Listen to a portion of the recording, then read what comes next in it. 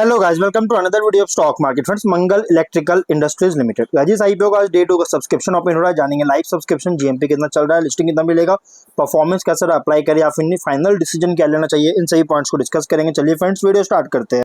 IPO 20 अगस्त open हुआ था और 22 अगस्त कल के दिन क्लोज किया जा रहा है। 10 रुपीज का फेस वैल्यू है 533 टू 561 रुपीज पर शेयर की प्राइस बैंड 26 शेयर्स की lot size, fresh capital IPO है 400 करोड़ का इशू साइज जो कि 71 लाख शेयर्स का इशू किया जा रहा है। Book build IPO BSE NSC दोनों स्टॉक एक्सचेंज पर लिस्टेड किया जा रही है।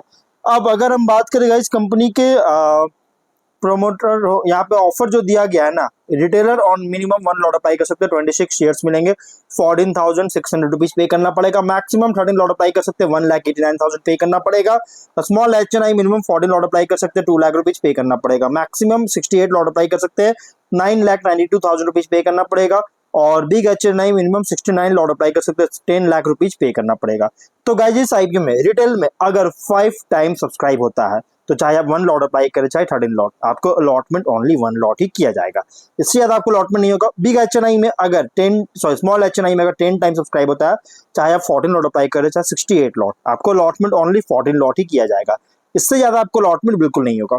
बिग एचएनआई में अगर 15 टाइम सब्सक्राइब होता है, चाहे आप 69 लॉट अप्लाई करें चाहे जितना भी अप्लाई करेंगे, क्योंकि मैक्सिमम का कोई लिमिट नहीं है, आपके बजट के अकॉर्डिंग अप्लाई कर सकते हैं, आपको अलॉटमेंट ओनली 69 लॉट ही किया जाएगा। इसलिए गाइज आप अगर अप्लाई करना चाहते हैं तो गाइज मैं कहूँ मेरे अकॉर्डिंग आप इसमें मिनिमम लॉट पे अप्लाई कीजिए तो बेटर रहेगा, क्योंकि गाइज क्या होगा, अलॉटमेंट जो है आपको मिनिमम ही किया जाएगा, चाहे बिग एचएनआई में, स्मॉल एचएनआई में, रिटेल में, किसी भी कैटेगरी में अप्लाई कीजिएगा, आपको मिनिमम लॉट ही अलॉट किया जाएगा। तो ज्यादा लॉट इसमें लगा के गाइज इसमें लगाने से क्या फायदा उतना है नहीं, उतना एडवांटेज है नहीं। हाँ आप लगा सकते हैं, अगर आप ज्यादा लॉट चाहिए तो आप लगा सकते हैं, जैसे डिफरेंट अकाउंट होल्डर से आप अप्लाई कर सकते हैं, जैसे आपके फैमिली फ्रेंड्स रिलेटिव किसी भी अकाउंट से आप अप्लाई कर सकते हैं।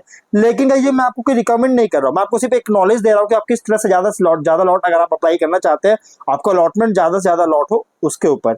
और गाइज आप अपने रिस्क पर ही अप्लाई कीजिएगा।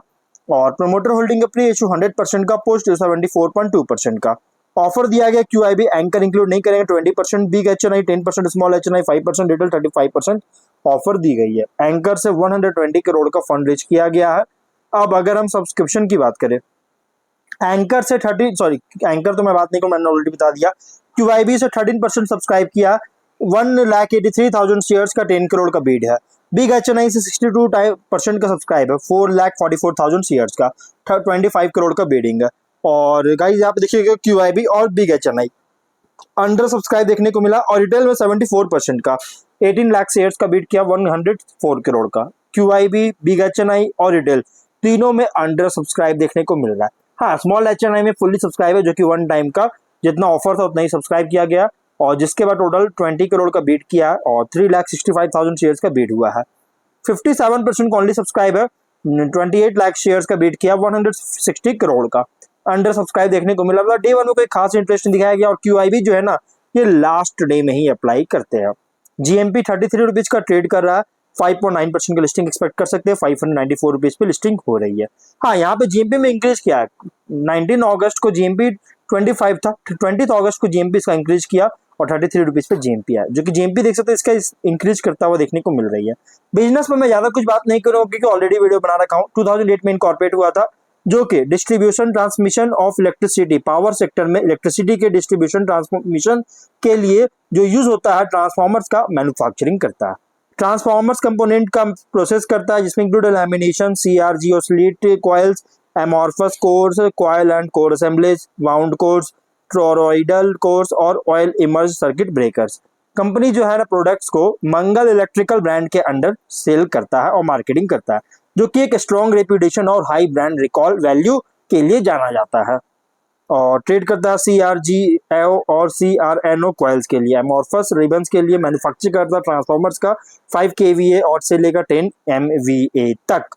अब अगर हम बात करेंगे इसका एनुअल कैपेसिटी का, जो कि राजस्थान में इसका 5 प्रोडक्शन फैसिलिटी है, मेनली इसका रेवेन्यू जो है ना वेस्ट से ही जनरेट करता है, लगभग 55% का कॉन्ट्रीब्यूशन इसका सिर्फ और सिर्फ वेस्ट, मतलब कि वेस्टर्न इंडिया से ही जनरेट कर रही है, जो कि इसका कैपेसिटी है, एनुअल कैपेसिटी CRGO के लिए 16,200 मिलियन टन का। एमटी में बात करूंगा, ICR का, ICB का अगर हम बात करें तो 75,000 और यूनिट है, और एमॉर्फस यूनिट्स के लिए 2,400 मिलियन टन का। प्रोडक्ट्स की बात करें तो यहाँ पे products CRGO white coil, CRGO slit coil, CRGO core assembly है। स्ट्रेंथ में प्रोमोटर्स एग्जिबिट स्ट्रॉन्ग लीडरशिप है, सपोर्टेड एक्सपीरियंस सीनियर मैनेजमेंट के द्वारा। एग्जीबिशन जो कर रहा है सर्टेन अप्रूवल्स जो अवेलेबल है सिलेक्टेड मार्केट प्लेयर्स में, और डाइवर्सिफाइड बेस ऑफ कस्टमर्स है। Strong backward and forward integration जो कि इंश्योर कर रहा है ऑपरेशनल एफिशिएंसी को, और प्रूवन ट्रैक रिकॉर्ड है कंसिस्टेंट ग्रोथ को लेकर। तो कंपनी का बिजनेस तो मैंने आपको ऑलरेडी बता दिया गया। अब फिनेंशियल की बात करें, 23 में 358 करोड़ का रेवेन्यू, 25 करोड़ का प्रॉफिट। 24 में 452 करोड़ का रेवेन्यू, 21 करोड़ का प्रॉफिट। 25 में 551 करोड़ का रेवेन्यू, 47 करोड़ का प्रॉफिट। टॉप लाइन कंपनी का इंक्रीज किया, कंसिस्टेंट ग्रोथ है, बट बॉटम लाइन जो है ना 24 में डाउनफॉल देखने को मिला, डिक्लाइन किया, सफर किया, सेटबैक देखने को मिला। रीजन क्या था? रीजन था गाइस कि सप्लाईज के ऊपर जो है ना थोड़ा सा कॉस्ट वगैरह जो है, सप्लाईज के ऊपर जो कैरिड के लिए जो कॉस्ट वगैरह था थोड़ा इंक्रीज किया, जिसके कारण कंपनी का बॉटम लाइन जो है इम्पैक्ट किया 24 फाइनेंशियल ईयर में। और अगर हम बात करें गाइस कंपनी के ROE की 29% का, ROC 25%, debt equity 1 time, RONW 34% का, PAT EBITDA मार्जिन 8.6 15% का, price to value 7.1 time, P ratio 24.3 time का है।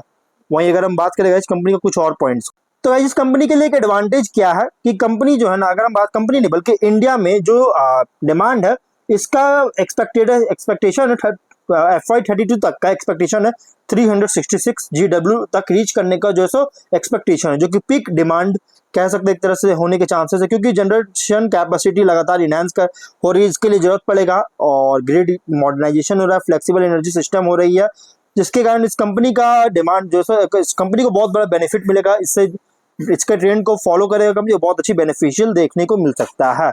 और नेशनल इलेक्ट्रिसिटी प्लान भी है गाइस, यहाँ पे देखिएगा तो इस तरह का प्लान है जो कि 2032 तक का 6,48,000 CKM तक का जो है यहाँ पे ट्रांसमिशन नेटवर्क होने का एक्सपैंड करने का एम है, जो कि एक तरह से समझ सकते हो। और इंडियन ट्रांसफॉर्मर इंडस्ट्री भी लगातार इंक्रीज कर रही है, और यहाँ पे एक्सपेक्टेशन है लगभग 8.1% CAGR का ग्रोथ करने का 30 तक, फाइनेंशियल ईयर 30 तक ग्रोथ करने का मतलब कि एस्टिमेट है।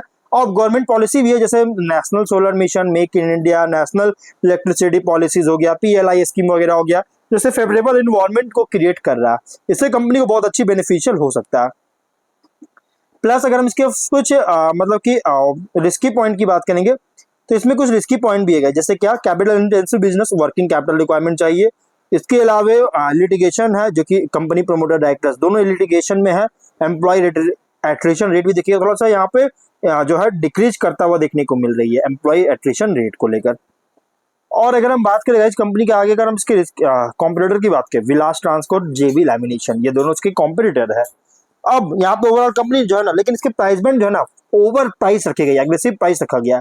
ऑब्जेक्टिव लोन रिपे करना चाहता है, कैपेक्स करना चाहता है, यूनिट 4 के मतलब कि फैसिलिटी को एक्सपैंड करने के लिए सिविल वर्क करना चाहता है, इसमें कैपेक्स करेगा, वर्किंग कैपिटल, जनरल कॉर्पोरेट, उसके फंडिंग चार्ज की लाइक को लेकर आया।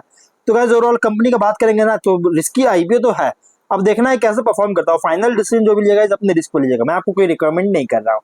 मिलते हैं नेक्स्ट वीडियो में।